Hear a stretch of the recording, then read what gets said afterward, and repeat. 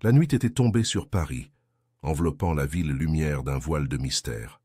Les rues pavées du premier arrondissement étaient presque désertes, à l'exception de quelques touristes attardés et des agents de sécurité qui patrouillaient autour du majestueux Louvre. Parmi eux, Sophie Dubois, une jeune femme de 28 ans aux cheveux bruns et aux yeux vifs, effectuait sa ronde habituelle. Sophie aimait ces moments de calme où elle pouvait admirer la beauté du palais sans être bousculée par la foule.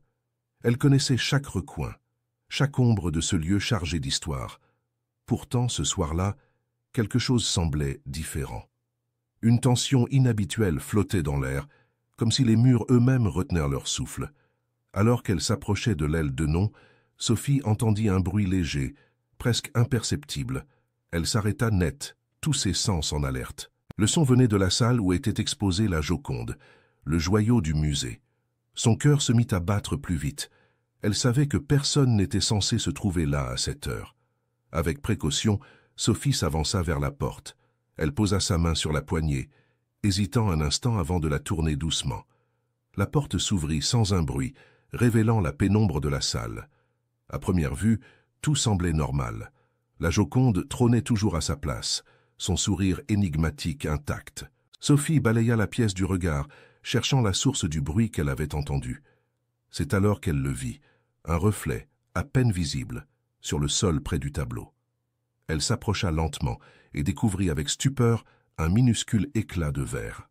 Son sang se glaça dans ses veines. La vitre blindée qui protégeait la Joconde était intacte, mais cet éclat ne pouvait signifier qu'une chose. Quelqu'un avait tenté de s'en prendre au tableau le plus célèbre du monde.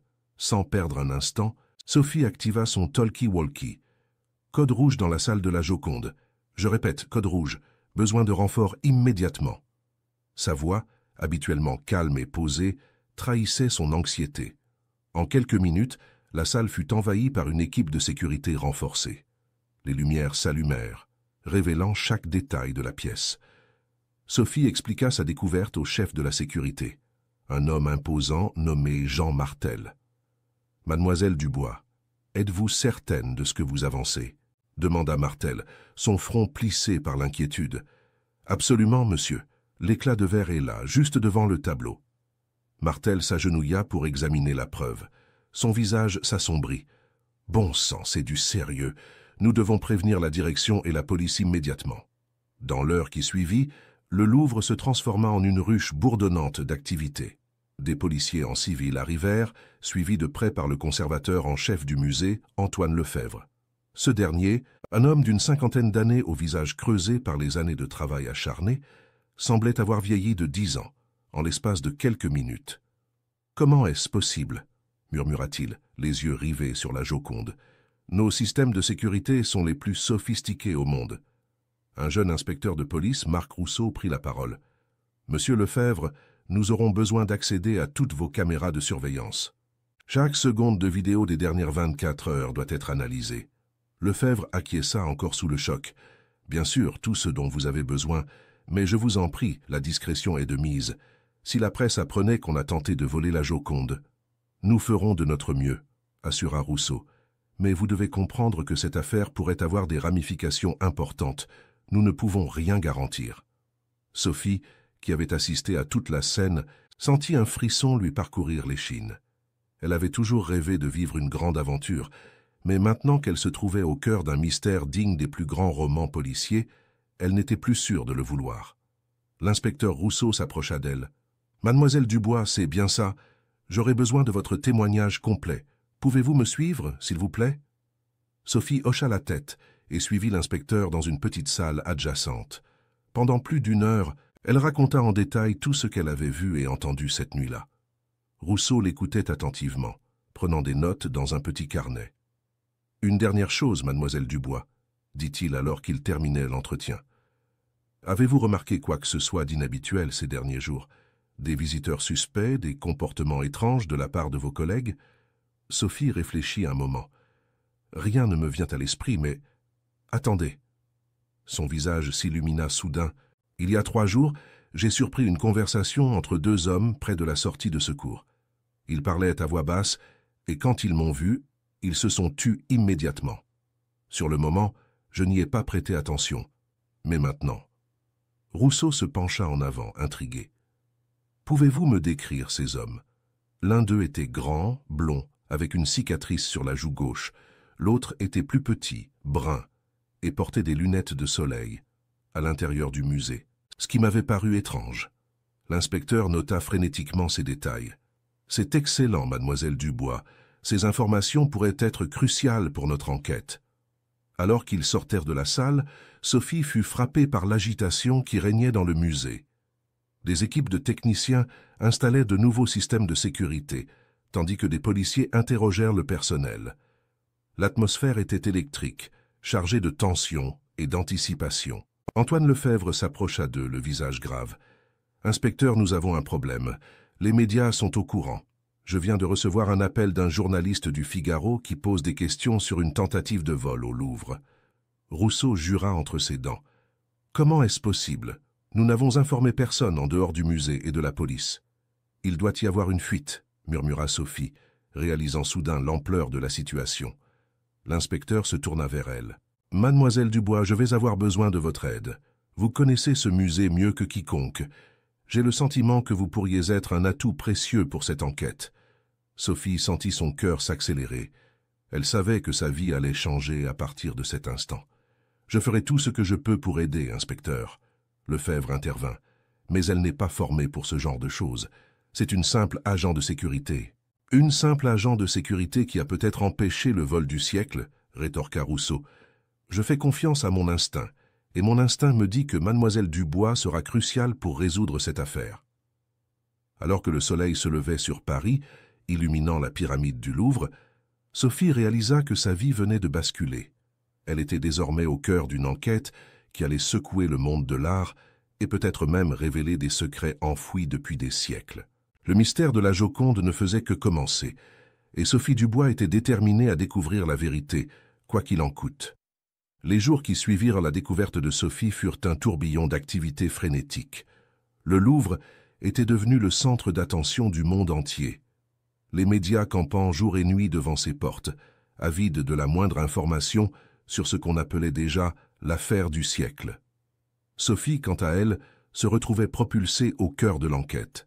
L'inspecteur Rousseau avait tenu parole et l'avait intégrée à l'équipe d'investigation, malgré les protestations initiales de certains de ses collègues.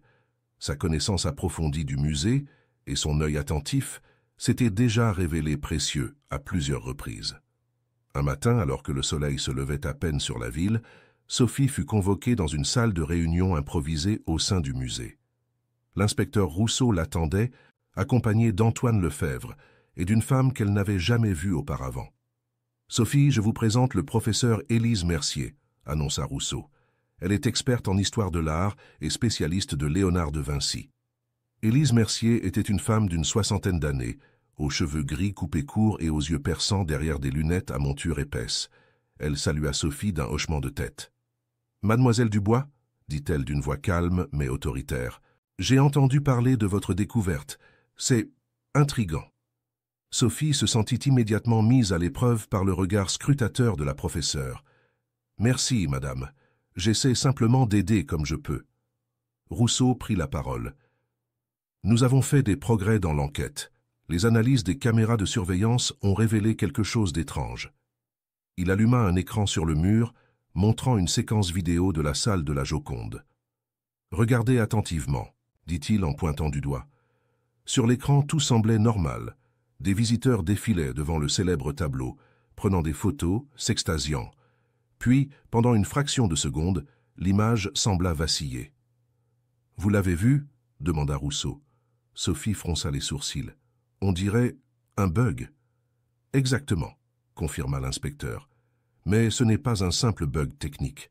Nos experts ont analysé la séquence. Quelqu'un a piraté notre système de surveillance et a inséré une boucle vidéo de quelques secondes. » Le professeur Mercier s'avança, ce qui signifie que pendant ce laps de temps, nous n'avons aucune idée de ce qui s'est réellement passé dans cette salle. Un silence pesant s'abattit sur la pièce. L'implication était claire. Quelqu'un avait réussi à contourner l'un des systèmes de sécurité les plus sophistiqués au monde. « Il y a autre chose », ajouta Lefebvre, le visage tendu. Nous avons découvert que certains de nos employés ont reçu des sommes d'argent importantes sur leur compte bancaire ces dernières semaines. Sophie sentit son cœur se serrer. L'idée que certains de ses collègues puissent être impliqués dans cette affaire lui était insupportable. « Qui ?» demanda-t-elle d'une voix à peine audible. Rousseau secoua la tête. « Nous ne pouvons pas révéler de nom pour le moment. L'enquête est en cours. Mais Sophie, c'est là que vous entrez en jeu. Nous avons besoin de quelqu'un à l'intérieur. Quelqu'un en qui nous pouvons avoir confiance. » Sophie comprit immédiatement ce qu'on attendait d'elle. « Vous voulez que j'espionne mes collègues ?»« Pas exactement, » intervint le professeur Mercier. « Nous voulons que vous observiez, que vous notiez tout ce qui vous semble suspect. Votre intuition nous a déjà beaucoup aidés. » Lefebvre ajouta, « Sophie, je sais que c'est beaucoup demandé, mais il ne s'agit pas seulement de la Joconde.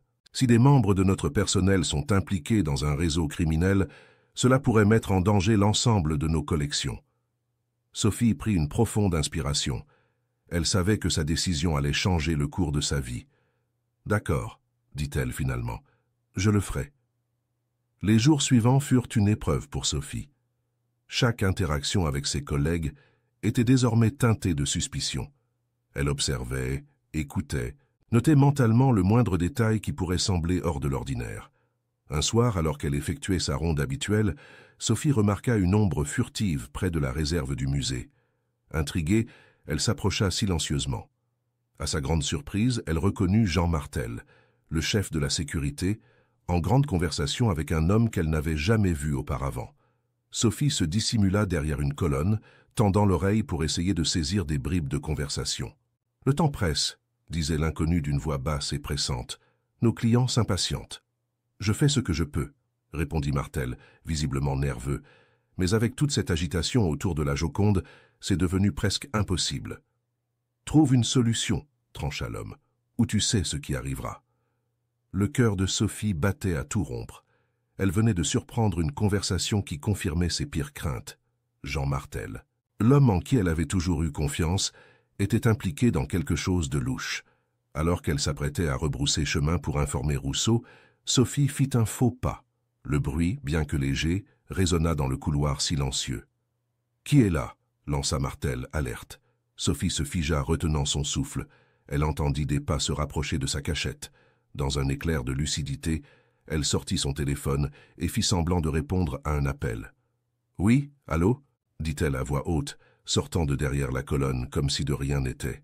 « Ah, monsieur Martel, bonsoir, je ne vous avais pas vu. » Martel la regardait avec suspicion, l'inconnu ayant disparu comme par magie. « Que faites-vous ici, Dubois? Ce n'est pas votre secteur ce soir. »« Oh, j'ai reçu un appel de la centrale. Il y a apparemment un problème avec l'une des caméras du secteur Est. Je venais vérifier. » Martel sembla hésiter un instant, puis hocha la tête. « Très bien. Faites votre travail et retournez à votre poste. » Sophie s'éloigna, le cœur battant. Dès qu'elle fut hors de vue, elle contacta Rousseau pour lui faire part de ce qu'elle avait découvert.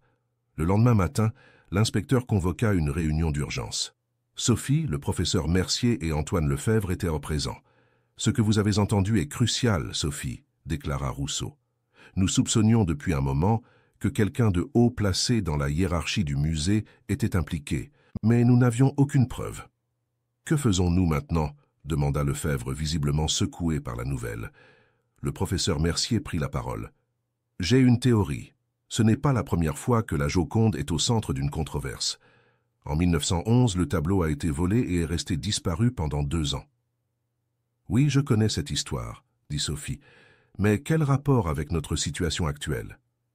Le voleur, Vincenzo Perugia, croyait que la Joconde appartenait à l'Italie et voulait la ramener dans son pays d'origine. Mais ce qu'on sait moins, c'est qu'avant le vol, il avait fait plusieurs copies du tableau. Rousseau se redressa, soudain intéressé. « Vous pensez que cette tentative de vol pourrait être liée à ces anciennes copies ?» Mercier hocha la tête. « C'est une possibilité. Si l'une de ces copies a refait surface, elle pourrait valoir une fortune. Mais pour la vendre, il faudrait prouver son authenticité. Et quoi de mieux pour prouver l'authenticité d'une copie que de la comparer à l'original ?» murmura Sophie, comprenant soudain où le professeur voulait en venir. « Exactement, » confirma Mercier. « Je pense que quelqu'un essaie d'accéder à la Joconde, non pas pour la voler, mais pour l'utiliser comme moyen de valider une copie ancienne. Un silence s'abattit sur la pièce, alors que chacun réalisait les implications de cette théorie. « Si c'est vrai, dit finalement Rousseau, alors nous ne cherchons pas un simple voleur, mais un réseau organisé impliquant des experts en art, des faussaires et peut-être même des collectionneurs fortunés. » Sophie se sentit soudain dépassée par l'ampleur de l'affaire. Ce qui avait commencé comme une simple tentative de vol se transformait en une conspiration internationale. « Que dois-je faire maintenant ?» demanda-t-elle, déterminée malgré sa peur grandissante. Rousseau la regarda droit dans les yeux. « Continuez à observer, Sophie, mais soyez extrêmement prudente. Si Martel soupçonne quoi que ce soit, vous pourriez être en danger. » Le professeur Mercier ajouta « J'ai des contacts dans le monde de l'art qui pourraient nous aider à retracer l'histoire de ces copies perdues. Je vais commencer mes recherches immédiatement. » Alors qu'ils quittèrent la salle de réunion, Sophie fut rattrapée par Lefebvre. « Mademoiselle Dubois, dit-il à voix basse, je tiens à vous remercier pour votre courage. Vous risquez beaucoup pour protéger notre patrimoine. » Sophie lui sourit faiblement. « C'est mon devoir, monsieur Lefebvre. Le Louvre est comme une seconde maison pour moi. » Cette nuit-là, alors qu'elle rentrait chez elle, Sophie ne put s'empêcher de regarder par-dessus son épaule à plusieurs reprises. Elle avait l'impression que chaque ombre cachait un danger, que chaque passant pouvait être un complice de Martel. Arrivée dans son petit appartement, elle verrouilla soigneusement la porte derrière elle et s'effondra sur son canapé. La fatigue et le stress des derniers jours la rattrapaient enfin. Alors qu'elle commençait à somnoler, son téléphone vibra. Un message de Rousseau. « Nouvelles infos, rendez-vous demain à l'aube au café en face du musée. Venez seule. » Sophie fixa l'écran, un mélange d'excitation et d'appréhension l'envahissant. Demain serait peut-être le jour où tous les mystères seraient enfin résolus. Ou peut-être le jour où tout basculerait définitivement. Une chose était sûre, l'aventure ne faisait que commencer. L'aube se levait à peine sur Paris lorsque Sophie poussa la porte du petit café en face du Louvre. L'établissement était presque vide à cette heure matinale, à l'exception d'un homme assis dans un coin sombre, le visage à moitié caché par un journal. Sophie reconnut immédiatement l'inspecteur Rousseau. Elle s'assit en face de lui, jetant des regards nerveux autour d'elle. « Vous êtes sûr que nous ne sommes pas suivis ?» murmura-t-elle. Rousseau abaissa son journal. « J'ai pris mes précautions. Écoutez, Sophie, la situation a évolué de manière inattendue. » Il sortit une enveloppe de sa veste et la glissa discrètement vers elle. Sophie l'ouvrit avec des mains tremblantes. À l'intérieur se trouvait une photo en noir et blanc, visiblement ancienne. Elle montrait un homme debout devant ce qui semblait être la Joconde. « C'est Vincenzo Perugia », expliqua Rousseau. « L'homme qui a volé la Joconde en 1911, mais regardez attentivement l'arrière-plan. » Sophie plissa les yeux. Derrière Perugia, à peine visible dans l'ombre, se trouvait une autre version de la Joconde. « Une copie ?» demanda-t-elle. Rousseau hocha la tête. « Pas n'importe quelle copie. Le professeur Mercier pense qu'il s'agit de ce qu'on appelle la Joconde d'Isleworth, une version antérieure du tableau peinte par Léonard lui-même. »« Je ne comprends pas, » dit Sophie. « Quel rapport avec notre affaire ? Cette version de la Joconde a disparu peu après le vol de 1911. Certains pensent qu'elle a été cachée par Perugia lui-même, et maintenant il semblerait qu'elle ait refait surface. » Sophie sentit un frisson lui parcourir l'échine. « Vous pensez que c'est pour ça qu'on essaie d'accéder à la Joconde, pour comparer les deux versions ?»« Exactement. Mais ce n'est pas tout. » Rousseau se pencha en avant, baissant encore la voix. « Nous avons intercepté des communications cryptées. Il semblerait qu'une vente aux enchères secrètes soit prévue dans les prochains jours. L'objet de la vente ? La Joconde d'Isleworth. » Le cerveau de Sophie tournait à plein régime. « Mais pour prouver son authenticité, ils auraient besoin d'accéder à l'original. »« Et c'est là que vous entrez en jeu, Sophie, » dit Rousseau. « Nous pensons que la tentative aura lieu ce soir. Nous avons besoin de vous pour les piéger. » Sophie sentit son cœur s'accélérer. « Moi ? Mais je ne suis qu'une simple agent de sécurité. »« Vous êtes bien plus que ça, » interrompit Rousseau. « Vous avez prouvé votre valeur à maintes reprises dans cette enquête. Et plus important encore, vous connaissez le musée comme votre poche. » Sophie prit une profonde inspiration. Elle savait que sa décision allait changer le cours de sa vie, peut-être même la mettre en danger, mais elle ne pouvait pas reculer maintenant. « D'accord, dit-elle finalement. Que dois-je faire ? Le plan était risqué, mais c'était leur meilleure chance. Sophie reprendrait son service normalement ce soir-là, mais elle porterait un micro caché et une minuscule caméra. L'équipe de Rousseau serait en stand-by, prête à intervenir au moindre signe de danger. La journée passa dans un brouillard d'anxiété pour Sophie.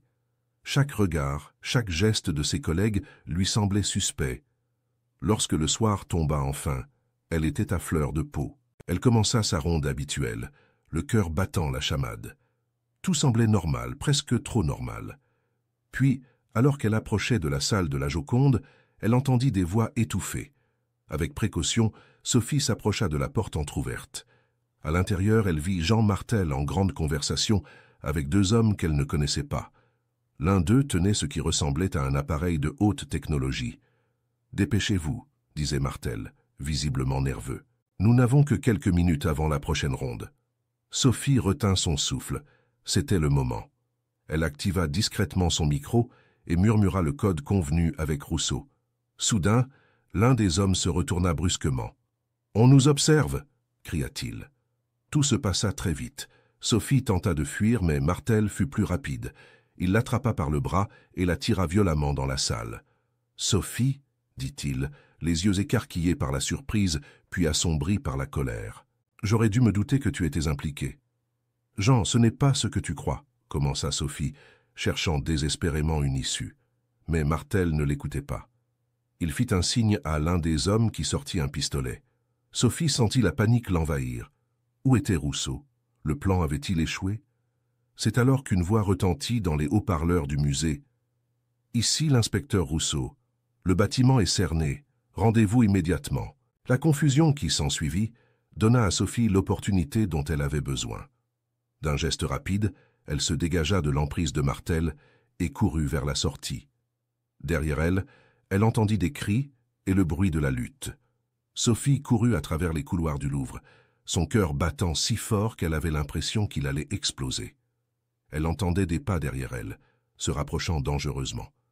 Alors qu'elle tournait un coin, elle se retrouva face à face avec le professeur Mercier. « Par ici !» cria la vieille dame, ouvrant une porte dissimulée dans le mur. Sans hésiter, Sophie la suivit. Elles se retrouvèrent dans un passage étroit, visiblement ancien. « Les passages secrets du Louvre », expliqua brièvement Mercier alors qu'elle courait. « Peu de gens connaissent leur existence. » Elles émergèrent finalement dans une cour intérieure où les attendaient Rousseau et une équipe d'intervention. « Sophie !» s'exclama l'inspecteur. « Dieu merci, vous êtes saine et sauve. » Mais il n'y avait pas de temps pour les retrouvailles. Des coups de feu retentirent, suivis de cris. La police échangeait des tirs avec les complices de Martel. « Restez à couvert !» ordonna Rousseau, poussant Sophie derrière une statue. Le chaos régna pendant ce qui sembla être une éternité. Puis, aussi soudainement qu'il avait commencé, tout s'arrêta. Le silence tomba sur le Louvre. Lentement, Sophie émergea de sa cachette. Martel et ses complices étaient menottés, entourés par la police. L'appareil qu'ils transportaient gisait au sol, intact. Rousseau s'approcha, un sourire fatigué aux lèvres. « C'est fini, Sophie. Nous les avons eus. » Les heures qui suivirent furent un tourbillon de déclarations, d'interrogatoires et de révélations. Il s'avéra que Martel était à la tête d'un réseau international de trafic d'art. La Joconde d'Isleworth n'était que la partie émergée de l'iceberg. Ils utilisaient le Louvre comme couverture depuis des années, expliqua Rousseau à Sophie alors qu'ils se tenaient devant la Joconde, enfin en sécurité. Grâce à vous, nous avons pu démanteler l'un des plus grands réseaux de contrebande d'art au monde. Sophie regarda le célèbre tableau, son sourire énigmatique semblant plus mystérieux que jamais. « Je n'arrive pas à croire que tout est terminé, » murmura-t-elle. Le professeur Mercier s'approcha, tenant délicatement un objet enveloppé dans un tissu. « Pas tout à fait terminé, » dit-elle avec un sourire malicieux. Avec précaution, elle dévoila ce qu'elle tenait. C'était la Joconde d'Isleworth. Sophie retint son souffle. La ressemblance avec l'original était frappante, mais il y avait des différences subtiles. Le fond était plus vivant, le sourire peut-être un peu moins prononcé. « C'est magnifique », souffla Sophie. « Et authentique », confirma Mercier. « Nous avons pu le vérifier grâce aux données collectées par l'appareil des trafiquants. C'est bien une œuvre de Léonard, probablement peinte quelques années avant la version que nous connaissons tous. » Rousseau regarda Sophie avec admiration. « Vous avez non seulement sauvé la Joconde, mais vous avez aussi permis la redécouverte d'un chef-d'œuvre perdu. Vous êtes une héroïne, Sophie. Sophie rougit, embarrassée par tant d'éloges. Je n'ai fait que mon devoir, dit-elle modestement. Mais au fond d'elle-même, elle savait que sa vie ne serait plus jamais la même. Cette aventure lui avait révélé des forces et des talents qu'elle ne soupçonnait pas. Quelques jours plus tard, alors que le calme revenait peu à peu au Louvre, Sophie se tenait devant la Joconde, perdue dans ses pensées. Antoine Lefebvre s'approcha d'elle. « Mademoiselle Dubois, dit-il avec un sourire chaleureux, j'ai une proposition à vous faire. » Sophie se tourna vers lui, intriguée. « Nous créons un nouveau poste au sein du musée, » expliqua Lefebvre. « Une équipe spéciale chargée de la sécurité et de la protection de nos œuvres les plus précieuses. J'aimerais que vous en preniez la tête. » Sophie sentit son cœur faire un bond dans sa poitrine. C'était une opportunité incroyable, une chance de continuer à protéger le patrimoine qu'elle aimait tant. « Ce serait un honneur, monsieur Lefebvre, » répondit-elle, émue. Alors qu'elle serrait la main de Lefebvre pour sceller leur accord, Sophie jeta un dernier regard à la Joconde. Le sourire du tableau semblait s'être élargi, comme si Mona Lisa elle-même approuvait cette nouvelle direction dans la vie de Sophie. L'aventure ne faisait que commencer, et Sophie Dubois était prête à relever tous les défis que l'avenir lui réservait, protégeant les trésors du Louvre avec courage, intelligence et passion. Fin.